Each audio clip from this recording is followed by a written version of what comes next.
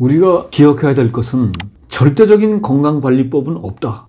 이게 무슨 소리냐. 어느 누구에게나 통하는 건강관리, 통일된 일률적인 건강관리법은 없습니다. 예를 들겠습니다. 최근 거론되는 일, 과거와 달리 요즘에는 약간 통통한 편이 장수한다는 설이 있습니다. 허리 둘레가 굵은 편이 건강 상태가 좋은 사람이 있고 허리가 가는 쪽이 편하고 건강한 사람이 있습니다. 어느 것이 좋고 어느 것이 나쁜지는 그건 그 사람 상태에 달려 있습니다. 사과 껍질의 예를 들어봅시다. 사과 껍질을 벗겨 먹는 것이 좋으냐 그대로 먹는 것이 좋으냐, 그건 사람의 몸 상태와 필요에 의해서 달라집니다. 무슨 얘기냐 하면은 사과 껍질에는 펙틴이라는 중요한 성분이 있습니다. 혈당을 저하시키는 성분입니다. 특히 인슐린 과다인 사람한테는 펙틴이라는 성분이 중요한데 이 펙틴이라는 성분, 사과 열매 중에서도 껍질에 집중되어 있습니다. 그래서 사과의 영양의 성분은 껍질에 있습니다. 사과의 영양분 섭취를 원하는 사람은 껍질째 먹으면 되고, 또 한편으로는 농약이 많이 묻어 있으니 껍질은 벗겨서 먹어라. 그것도 일리가 있습니다. 내가 선택할 것은 사과의 영양분이 나한테 더 필요한가? 아니면 환경 오염을 피하는 것이 더 필요한가? 그건 사람에 달려 있습니다. 저는 사과를 통째로 먹습니다. 저는 사과 영양분이 더 좋다고 생각합니다. 어떤 사람은 껍질을 벗겨서 먹는다고 하면 그것은 농약을 회피하기 위해서 그렇습니다. 정답이 없습니다. 누구에 맞는 정답보다는 어떤 것이 옳고 어떤 것이 그른가는 그 사람에 달려 있습니다. 건강하고 즐겁게 지내고 있다면 너무 수치에 연연하지 말자. 이것이 건강검진에 관련된 제가 말씀을 드리고자 하는 얘기입니다. 건강검진은 일률적으로 1년에 한 번 전체 검사를 한다. 저도 회사 다닐 때 회사에서 1년마다 하라니까 이제 쭉 해봤는데 하면서도 너무 자주 하는 거 아닌가. 그런데 제가 이제 주로 말씀드리는 게 중장노년층들한테 말씀드리는 거는 필요한 만큼만 나한테 맞는 것을 찾아서 하자. 건강검진의 순기능은 당연히 있습니다.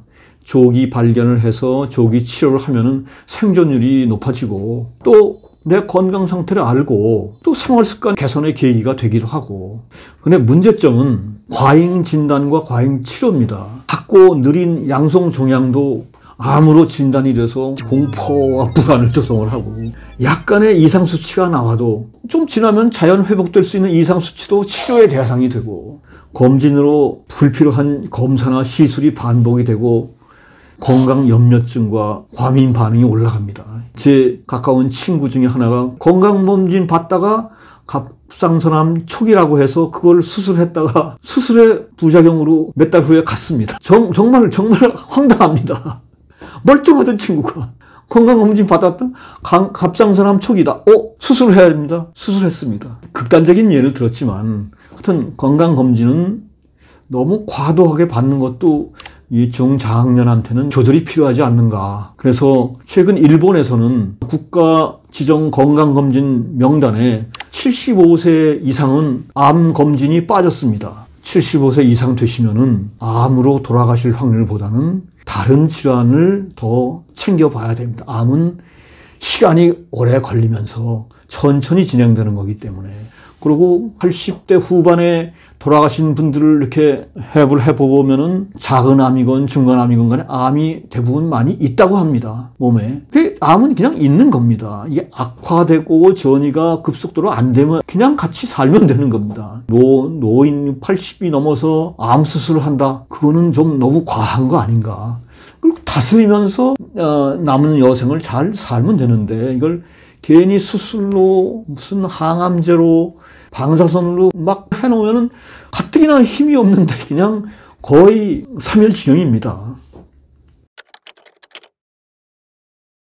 그래서 이 너무 과잉 진단을 좀 필요해서 필요한 만큼만 나에게 맞는 걸 하는 것이 낫지 않는가라고 책을 읽다 보니까 또 그 건강검진 전문의 중에서도 그런 의견을 내는 사람들이 꽤 있습니다. 그래서 그 대목을 또 인용해서 책에다 넣기도 하고, 균형 있게 건강검진을 받는 5대 원칙이 있습니다. 자, 첫째, 검진은 맞춤형으로 하자. 제가 말씀드린 건 중장노년층 중심입니다. 젊었을 때는 매년 하는 것도 좋겠지만 너무 노후에 자주 하는 것도, 똑같은 항목을 계속 1년마다 하는 것도 문제입니다. 그러니까 국가건강검진을 기본으로 하고 위험 요소를 자기 필요에 따라서 추가 검진 여부를 요 항목을 더 한다. 둘째로, 결과에 너무 과도하게 반응하지 말자. 경미한 이상 수치는 약간 경미하게 나왔어? 앞으로 어떻게 될까? 그러니까 추적 관찰을 하는 것이 중요하지, 경미한 수치가 기준치를 조금 넘었다고 해서 어이구 야 이 큰일 났다. 모든 이상이 병이 아닙니다. 이 수치는 변합니다. 계속. 그래서 그것이 세 번째 얘기할 수치보다는 흐름과 변화입니다. 시간에 따른 변화를 중시해야 됩니다. 건강은 어떤 순간에 있는 것이 아니고 이 트렌드, 추세, 계속 나빠지고 있구나. 이 수치가 좋았다, 나빴다. 뭐 괜찮습니다. 계속 나빠지고 있구나. 여기서 이제 자꾸 자기가 이제 관심을 가지고 여러 가지 이제 공부를 해야 되는 거지만, 단지 수치 하나 나왔다고 해서 왔다 갔다 하지 말고, 그럼 내년에는 어떻게 될까? 몇 년치의 수치를 자꾸 추세를 보는 것이 중요합니다. 넷째는, 진료와 치료는 몸의 상태와 증상과 함께 고려해서 하자. 이상 수치가 나왔어. 빨리 의사한테 가봐야 된다. 의사는 이상 수치 나왔으니까 약 드세요. 수술하세요. 그래서 따라가는 사람들이 많습니다. 그래서 당뇨약도 먹고 고혈압약도 먹고, 그러다 보면 그게 계속 그냥 습관화가 되는 겁니다. 내 몸의 상태가 멀쩡한데, 아무 문제가 없는데 이상 수치가 좀 나왔다고 해서 그걸 약을 먹으면서, 그거보다는 내 몸의 상태와 증상을 같이 봐가면서 이상 수치가 어떻게 돼가는지를 봐가면서 천천히 해도 늦지 않습니다. 그 다음에 건강검진은 생활습관 개선과 함께 세트로 해 나갑시다. 건강검진은 신호등이라고 합니다. 그리고 우리 생활습관 개선과 행동 변화는 운전대입니다. 그래서 그런 건강검진에 일희일비하다 보다는 올바른 식사, 올바른 운동, 적절한 수면, 적절한 스트레스 관리가 훨씬 더 중요하지 않을까 생각합니다.